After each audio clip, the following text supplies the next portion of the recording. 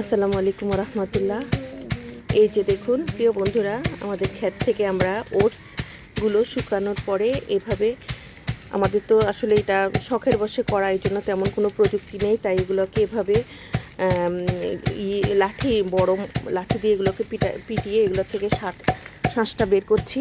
এরপর এগুলো বের হয়েছে, আর এগুলো উচ্ছিষ্টগুলো এখানে ফেলে দেওয়া হয়েছে।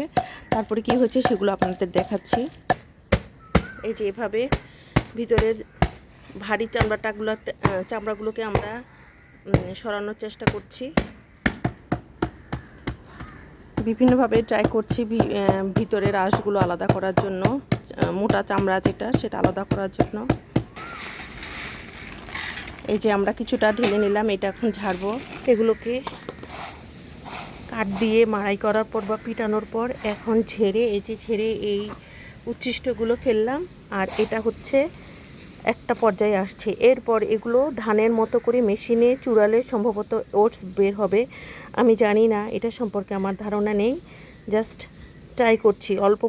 অল্প তো, তাই এগুলো নিয়ে আসলে কোনো ব্যবস্থাও করা যাচ্ছে না, তাই ঘরোয়া পদ্ধতিতেই করছি। দেখা যাক কি হয়।